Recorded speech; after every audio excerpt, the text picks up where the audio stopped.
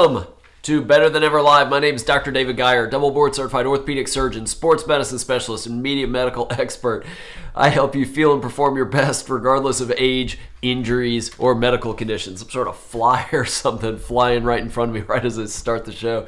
I hope wherever you're watching, wherever you're listening, hope you're making today your masterpiece. A lot of great stuff to get to on this Tuesday afternoon. I hope you, wherever you are, the weather's good and you're able to get out and exercise. Hopefully the pandemic is not keeping you too restricted from being physically active, but a lot of stuff to get to today. I mean, really a lot of subjects. So a couple of these I'm not going to go into super detail, but I think they're really interesting. As always, none of these discussions that we're going to talk about today, none of this is meant for general or is meant for specific medical advice. It is meant for general information and educational purposes only. Please know that. I'd also love to hear your thoughts on any of these topics. So put your name and where you're from and what you think. I'd love to hear what you think about any of this.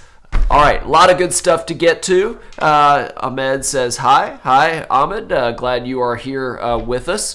We're going to start about something I talked about a few weeks ago. I did a study about fast foods and how this research group tested all these different foods from 6 different fast food chains, and all of them, every one of the samples had plastics in it, phthalates that are used to make plastics. And we talked about how those have been linked to certain cancers. They've been linked to abnormal growth development and all the, immune system dysfunction and things like that. Well, they've also been linked to heart disease, very bad issues, cardiovascular events related to these plastics, especially bisphenol A and phthalates. So there was a new study that just came out, researchers at the University of California, Riverside, in a study published in Environmental Health Perspectives, tried to figure out what it was about plastics specifically that were so bad for your health, specifically the risk of cardiovascular disease. And I'm not going to get into all to be fair, I don't understand any of how they figured this out. This is way beyond my medical knowledge. But basically what they found out is that these phthalates that are in the plastics that hold your food, they basically turn on a protein in your gut, in your intestines, that increase the absorption of cholesterol, leading to higher cholesterol levels. So these phthalates that are found in food boost your cholesterol being bad, increasing your risk of heart disease. Specifically, it turns on a protein, pregnane X receptor, PXR, which increases your cholesterol levels by absorbing more of it in the gut. It'll be interesting to see how this goes. This will go probably to the FDA, and they'll study this PXR and this DCHP, dicyclohexyl phthalate, and see if this is something we need to limit in our food containers and packaging and any gloves and things that come into contact with these foods before we eat them. But that may be something to kind of keep an eye on. I have friends that, whenever possible, try to avoid eating or drinking anything that's been in plastic. Soft drinks that come in, and soft drinks aren't really good for you anyway, but even bottled waters that come in plastics, they try to find glass bottles or use stainless steel or something like that. I don't know if necessarily that's where this is headed, but it's certainly interesting.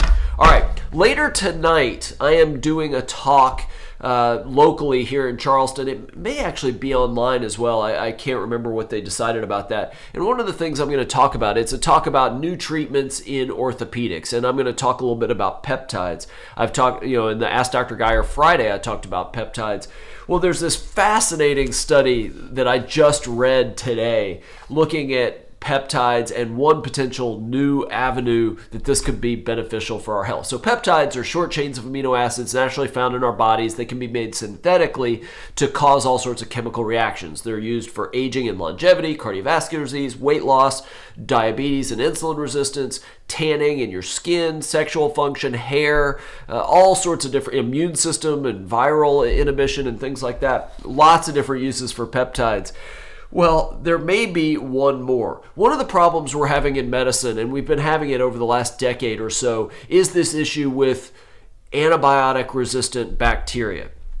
Basically, we've given so many antibiotics so long for things that don't need antibiotics that a lot of these bacteria have become resistant to it. That's a problem because then when you get a cut or it gets into your system, in your lungs or wherever else, and antibiotics don't kill them, you can get really sick and in theory die. And there's always been worry among the infectious disease specialists that we're going to get to a point where antibiotics don't work anymore and then we're screwed basically. We're not going to have any way to fight off these organisms. Well, this research team used artificial intelligence to see if there were peptides that could actually kill a lot of these bacteria. So they used artificial intelligence to basically find that, and this was based on the structure of the peptides and where certain bacteria might be vulnerable, and artificial intelligence identified over 2,600 peptides. And again, there's over 7,000 naturally made in our bodies. 2,600 that do all sorts of different things, but that would be potentially good to kill bacteria. So what this research team did is took 55 out of those 2,600 and actually tested them at their ability to kill these antibiotic-resistant bacteria. And for the most part, they all did. They got rid of these really bad bacteria. What's great about this is all these peptides had other roles. They weren't known for their antimicrobial properties, but now they may have a special, extra function. Very, very important in medicine today. So this will require a lot of testing. This is going to be something that goes on for years, maybe a decade, but expect to see a lot of peptides in the next 5 to 10 years be produced as medications or drugs by the big pharmaceutical companies aimed at killing these antibiotic-resistant bacteria. And I am sure they will be super, super expensive when these pharmaceutical companies put them out there. But this is a very, very exciting breakthrough. I know it sounds kind of technical and maybe not a big deal, but in terms of potentially averting medical disaster years down the road, potentially a good thing. All right, so I live in Charleston, South Carolina, and seafood is probably our biggest. If you go to restaurants all in this area, they all serve seafood because we're on the coast. It's locally caught and it's just fantastic. Seafood, really, really good for you, especially high in omega-3 fatty acids. So it helps our brains and just helps our cardiovascular system, all sorts of things. But some types of seafood have been suggested that all of us, not just here in Charleston, the human race, limit how much of it we eat, especially those that are high in mercury, and that are basically predatory fish. Tuna is the main one that we talk about, but swordfish, tilefish, mackerel, marlin, shark, that if you eat too much mercury, it can have all kinds of bad health effects, namely cardiovascular disease. In fact, the Food and Drug Administration says that children, pregnant women, and women that are breastfeeding not eat any of those predatory fish. Again, swordfish, tilefish, tuna, mackerel, marlin, and shark. Well, a study published just in the last week or two in the Journal of the American Medical Association, JAMA Network Open, looked at seafood consumption and their blood mercury levels. Basically, they did not find a link between how much of these types of fish, how many types of seafood, how much seafood these people ate, and their blood mercury levels. Along the same lines, the blood mercury levels did not correlate with cardiovascular disease and disease risk for mortality. So now this sort of goes against what a lot of people have been saying for a long time, but this is potentially really good news. I would still say until we know a little bit more, just keep an eye on foods that are potentially high, especially seafoods, in mercury, canned tuna being one, but there's a number of the ones I mentioned, and maybe just don't eat it every night. Just mix it up with non-mercury containing seafoods and other types of protein sources, but definitely good news. All right, when you were a kid, and you probably aren't going to remember this, maybe you would, but I doubt it, but did your parents, or if you're a parent now, do you give your kids juice, fruit juice? And at what age did you give them fruit juice? Well, a new study that was published in the Journal of Nutrition says that giving juice to babies could affect them later in life. In fact, the American Academy of Pediatrics says you should never give juice to babies, infants before 12 months, and really they say you shouldn't do it at all. It's high in sugar, no fiber, there's really nothing good for it. But so many people do. Well, in this study, they surveyed over 4,000 American mothers. 75% of them gave juice to their infants before 12 months. A quarter did it in the first 6 months, and then another half did it between 6 months and 12 months. The reason this matters is what they found is that the kids who had been given juice at a very early age, before 12 months, 50% more likely to drink a lot of juice down the road. Again, very high calories. 60% more likely to drink soft drinks, sodas, that types of thing. Higher risk of obesity and higher risk of tooth decay. So if there's any way you can avoid giving juice to your kids really at all, one of the other things they found is that the kids that had a lot of juice, that had juice at an early age, tended to drink less water when they got older. Just maybe consider avoiding juice for your young children. All right. This study, there's not too much to say about it other than it's really surprising. New study from the National Eating Disorders Association, published in the American Journal of Men's Health, shows that 1 out of every 3 people suffering an eating disorder in this country is male. That probably caught you off guard. We always think of anorexia and bulimia as female issues. When you see it portrayed on TV and in the movies, they are female characters portraying this. You don't hear about it much with men, but according to the American Journal of Men's Health, 10 million men in the United States will experience an eating disorder at some point in their life. Symptoms like binge eating, binge purging, fasting, almost as common in men as in women. This is really tricky because men then have a tough time speaking up about this. It's not something that's typically recognized. So they don't have support groups online. They don't have physicians that are really aware of this kind of thing. It goes undiagnosed, and that's really bad from a mental health standpoint. So nothing really to act on with that one. Just be aware. If you're a parent especially, be aware that this is not just a problem of young girls. This can affect males as well. All right, let's shift a little bit to the heart. We're going to talk a little bit about an irregular heart rhythm called atrial fibrillation. It's actually a big deal. It causes about 150,000 deaths in the U.S. each year. And it's always been suggested that certain foods or certain substances can trigger it. Caffeine being the one probably getting the most attention, but alcohol, lack of sleep, certain things in your diet all potentially put you at higher risk for atrial fibrillation. Well, a new study that was just published in the, again, Journal of the American Medical Association, JAMA Cardiology, shows that almost none of those things increases your risk of atrial fibrillation except alcohol. Alcohol was the one that consistently increased people's risk, and this was a study of thousands of people. Try to find the number here, but a lot of people. And alcohol was the only one that increased their risk of atrial fibrillation, not caffeine, which is the one that typically gets a lot of link to it. Along the same lines, there is a heart condition, and I actually didn't know much about this. One of the causes of heart attacks in healthy women under the age of 50 is a condition called spontaneous coronary artery disorder. 25%, a quarter of heart attacks in women under 50 come from this condition. It's called SCAD, S-C-A-D, or spontaneous coronary artery dissection or disruption. No, dissection. Most heart attacks are caused by a blockage of blood flow, some sort of block to the coronary arteries. This is a little different in that you get a tear in one of those blood vessels.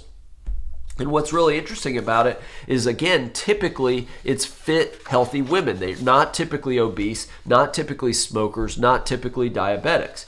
Now, the problem is again, it tends to happen to healthy people, and a lot of times it just comes on out of the blue. You get a heart attack or sudden cardiac death. There aren't a lot of precursors to this. If there are symptoms, it's going to be similar to what you would see with a heart attack. Chest pain, shortness of breath, chest pressure, those kinds of things. Again, not too much to say there, but even healthy women can have issues with their heart. So it's always important to get any kind of questions related to your health and wellness, but especially your heart, talk to your doctor. All right, let's pivot a little bit to the brain.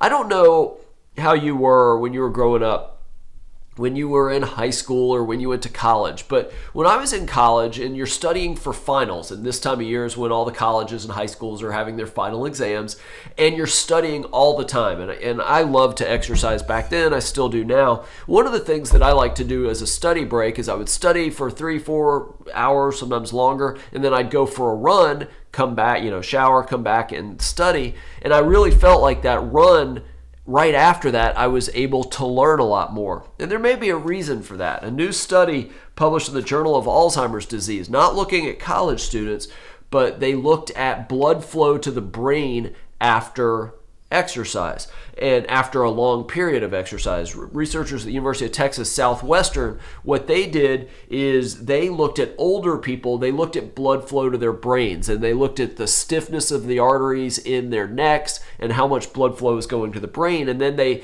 followed people for a year, and how basically correlated how much exercise they did to how much blood flow they had in their brain, compared it from an exercise group to a stretching group that wasn't doing any exercise. And the ones that got regular cardiovascular exercise decreased stiffness of the blood vessels in their neck, overall increased blood flow to their brain. And that's important because with less blood flow to the brain, that is thought to be one of the precursors to mild cognitive impairment and dementia that can lead to Alzheimer's. So if you needed another reason to be physically active and exercise, it's to prevent dementia. Along the same lines, a new study studying people in Chicago, is out of Rush University in Chicago and University of California, San Francisco, published in the Journal of Neuroscience, looked at why being physically active might be good for your brain. And they weren't looking at blood flow, they were looking at a type of cell in your brain called microglia. These are basically the immune cells of your brain. They help get rid of inflammation in your brain. They help basically keep the overall health of your brain cells. And it's been studied in the past, looking at rodents, at mice and rats, that if the more sedentary you are as you get older, the more damage you get to those microglia, your brain starts to have cognitive decline. So what they've shown with animals is that if you make those animals exercise, it keeps their microglia healthy. Now, we've always wondered, all right, so that's a great study, mice, rats, that kind of thing, but does it apply to humans? And that's where this new study in the Journal of Neuroscience found. They found that being active, being in motion, and it doesn't have to be aggressive exercise, it could just be going for a walk every day, kept those microglia healthy, especially in the part of your brain involved in memory. That's where it could be potentially good for preventing cognitive impairment and dementia and hopefully Alzheimer's disease. So as you get older, more and more and more important to stay physically active. Another thought about Alzheimer's pertains to estrogen and women. I don't know if you knew this, 2/3 of women, or Alzheimer's, 2/3 of patients are women, which I know a number of Alzheimer's people in my life, over the years, and they were female, not all of them, but most of them. I didn't realize 2/3 of Alzheimer's patients are female. And one of the thoughts as to why that is estrogen. And we know that menopause generally causes a decrease in estrogen. So this new study published in the Journal of Neurology looked at the role of estrogen and menopause as it pertains to your brain. Godfred, good to see he's from Ghana. That's fantastic. Glad to have you. So what they did is they took these women, there were 99 women in the study between the ages of 40 and 65, did functional MRI studies of their brains, measured their estrogen levels as they went through menopause. And what they found out is, yes, with menopause, estrogen typically decreased. What they saw with that, generally, as the estrogen dropped, the gray matter in their brain, their gray matter volume dropped as well, making you at risk for later Alzheimer's disease. But the women that either had more children, which increases your estrogen levels, or were on hormone replacement therapy, did not have that drop in brain volume. So that'll be something to keep an eye on, maybe something to talk to your OBGYN women out there about hormone replacement therapy and ways to use estrogen to keep your brain healthy. Now, I know that's a more complicated discussion about hormone replacement therapy. This is just one aspect of it. But keeping your brain healthy and trying to stave off or prevent Alzheimer's, certainly a good thing. All right, Let's talk to something else that could lower your risk of Alzheimer's. I don't have it here. This is water, but something I'm a big fan of is coffee. We know that coffee makes us more alert, it makes us think better, and all that kind of stuff. But according to a new study, it may help you avoid Alzheimer's disease years down the road. This was an Australian study. They studied over 200 people for 10 years. And these were people that their brains were otherwise healthy, no issues with memory or anything like that. And they followed them to see who developed cognitive impairment. And what they found is the more coffee you drank, the better you staved off cognitive impairment, or the lower your chances of developing that. Basically, going from one cup of coffee a day to 2 cups of coffee a day lowered your risk of cognitive decline by 8% over 18 months. And what they thought was, what it looked like on their studies is that the coffee seemed to prevent buildup of amyloid in your brain, which is a marker or a protein that can cause all kinds of damage long term. Now, what's interesting about this, it didn't matter what type of coffee they drank. Regular caffeinated coffee, decaf. Coffee from a restaurant, those made at home. Black coffee, coffee with milk and sugar, it didn't really seem to matter. Now, the trick was, what they don't know is what exactly was it in the coffee. Was it the caffeine? Was it some of the polyphenols? They don't really know. But, and I'm not a huge fan of 5, 6, 8 cups of coffee a day like some people drink, but 1 to 2 cups of coffee a day has a number of health benefits. And I feel that generally for most people, that can be a good idea. Not so much on the huge amounts of coffee, but at least a little bit every day, not necessarily a bad thing. Coffee might also help you perform better mentally and visually. A new study came out. This is really, to me, interesting, looking at what's called visual acuity, which is basically clarity of vision or sharpness of vision. It's your ability to detect objects, small details, either that are stationary or that are moving. When would this be important? When you're driving, when you're at the grocery store and you're trying to quickly find items. I mean, video games or sports, when you got to know what's going on around you and things are quickly changing. Well, this study, and it was published in Psychopharmacology, found that people who consume caffeine, and they tested people with caffeine pills, but they basically had better accuracy, better or faster speeds when smaller moving stimuli were moving all around them. They could assess it a little bit better. They were more attuned to changes, more alert to it, responded to it quicker. So, if you got a big trip coming up and you're going to be driving, if you got a big sporting event, a game that you're going to be competing in, you want to do your best, maybe you have a little bit of caffeine.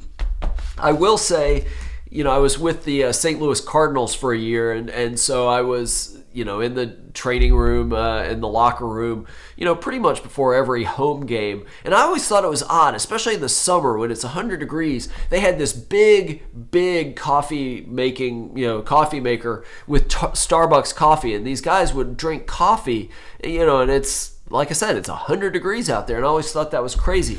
I do wonder if that was so they felt like they could pick up the ball coming from the pitcher in that split second before they had to decide if they were swinging or not.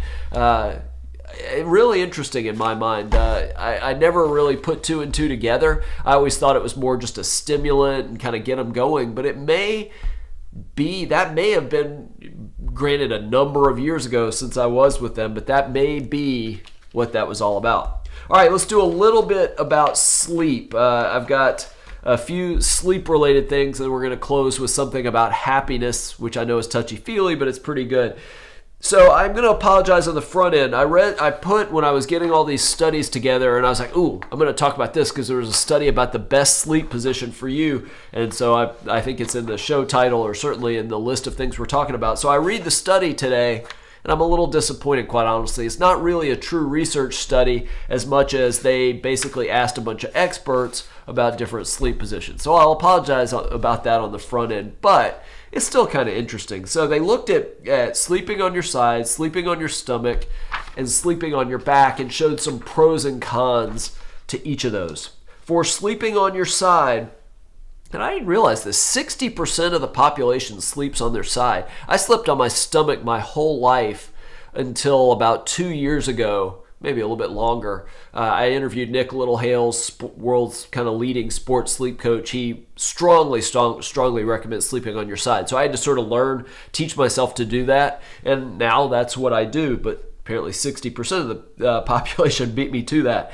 Sleeping on your side, good for sleep apnea. It's good for people with acid reflux and heartburn and indigestion. But according to these experts, increased risk of shoulder pain, which you're sleeping on your shoulder, maybe that's true. Increased risk, get this, of facial wrinkles because your face is pressed into the pillow on that side. So they say, hey, if you're worried about wrinkles, alternate between sides every night. I don't know. Or just multiple times throughout the night. And if you have leg or back pain, they say sleeping on your side is not terribly good for that, so you might consider putting a pillow between your knees. I had always heard that sleeping on your side is good for your back, but what do I know? All right, they talk about sleeping on your stomach, which they say is horrible for your back. Sort of positions you in an awkward position, and it's just really bad. Plus, your head is going to be turned, which twists your neck and can be bad for your back. They strongly recommend not sleeping on your stomach if you've got any issues with your neck, shoulders, or back.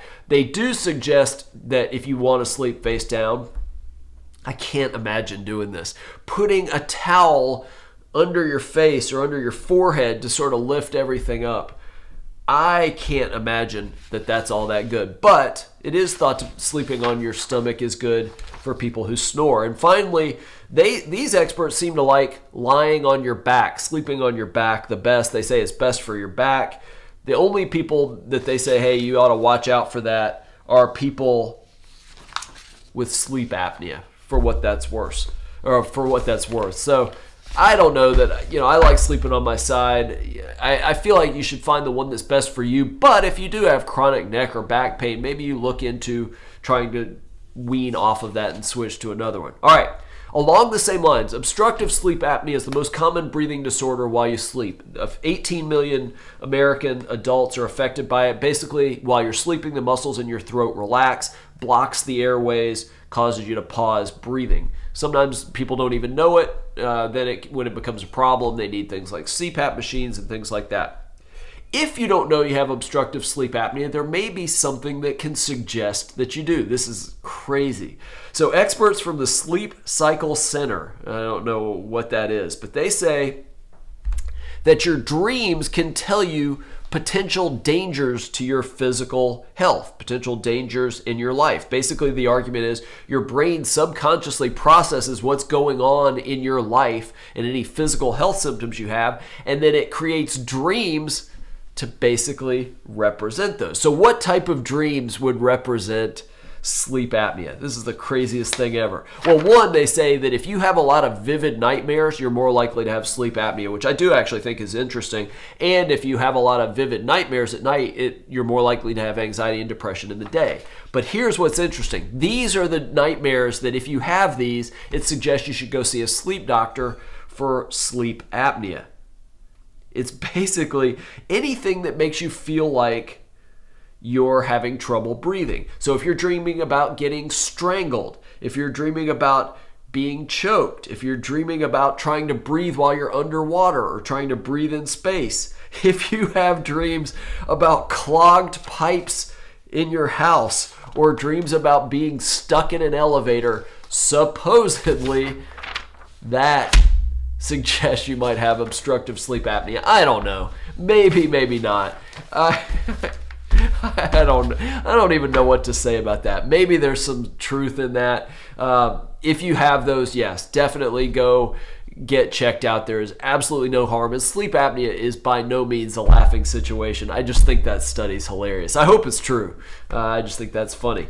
Another study out of the University of Sydney talks about or gives some ideas of what you should do if you struggle to sleep when it's too hot. And I am definitely in this group. Basically, you want to find a temperature that is good for you because there are certain temperatures and it's different for everybody, but where a little too hot, a little too cold, you struggle to sleep. But if you find that right balance, it can work really well. I struggle with this, so I use this pad on my mattress that generates cold water through it, and a blanket on top of me that generates cold water.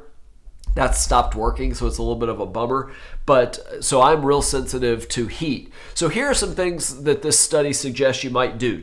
Two of which seem reasonable. One I have never heard of. One, you want to avoid anything that increases your body temperature before you go to bed. So that would be not exercising before you go to bed. I think that's a pretty standard piece of advice. Another one, avoid having a large meal, especially with a lot of carbs. That causes your body to try to digest them. That increases your body heat. Those make a lot of sense. But this study suggests that what you wear may play a role too. Now that probably isn't that surprising. You're hot and it makes sense what you wear. Well, they studied people, adults between the ages of 50 and 70, and had them wear different materials. They set the room at a certain temperature, and some wore cotton, some wore polyester, some wore wool. Which one do you think did the best in terms of falling asleep the fastest? Well, this surprises me. I would have probably guessed cotton, but apparently cotton, was the worst of the three. People that wore cotton pajamas took 26.7 minutes to fall asleep. People that wore polyester, 21.6 minutes. If they wore wool, it only took them 12.4 minutes to fall asleep. So they're saying that if you wear wool, that may be one way to deal with a very, very hot room. I'm surprised. I don't really know what to say about it. I would say use yourself as a guinea pig and try different things until you figure out how to fall asleep when it's hot.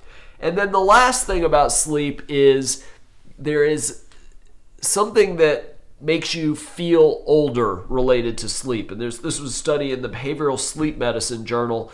And what they figured out, they were studying not just how much people sleep and how well they sleep, but their perceptions of aging. Basically, people that look at aging as, hey, this is going to be great, or people that say, oh, I don't want to get older, my body's going to fall apart. They're just really negative about their expectations of aging. And what they found is the worse your sleep, the less you sleep, the worse your sleep, the worse your perceptions of what aging is going to be like. And the problem with that is the more negative your expectations of aging are, that has serious health consequences. It hurts your physical health and it hurts your mental and cognitive health. So do your best to get plenty of sleep, because aging, if you take good care of yourself, may not be nearly as bad as you expect. All right, last thing real quickly. Albert Einstein wrote 17 words, one sentence that was 17 words that gave his formula for happiness. And it's interesting, whatever he wrote it on was sold back in 2017 for $1.8 million. $1.8 million. It's crazy. This was his 17-sentence explanation for how you can be happy. A calm and modest life brings more happiness than the pursuit of success combined with constant relentlessness.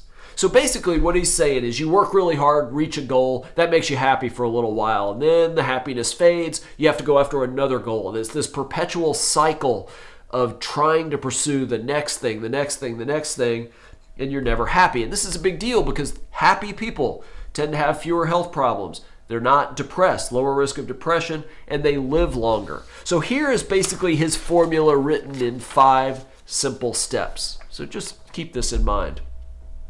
Surround yourself with a positive environment, positive people, positive places, all of that. Do something you love. Number 3, accept your flaws and focus on your positive qualities. Number 4, be kind.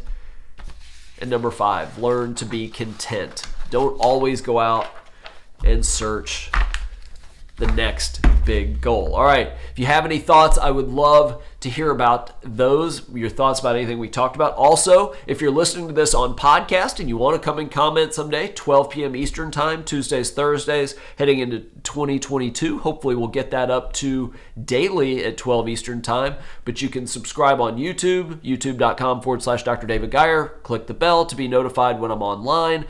Facebook, LinkedIn also do these live shows as well. Very, very much appreciate your being here and listening. A lot of great stuff today. I will be back here Thursday, and we got a number of great topics, a lot of fun stuff on Thursday. That should be a really, really good one. But again, very excited you're here. Thank you for bearing with me. If you can't tell, I've got a little bit of a cold and a little under the weather, but really appreciate everything. I will see you right here, 12 p.m. Eastern time on Thursday. Have a great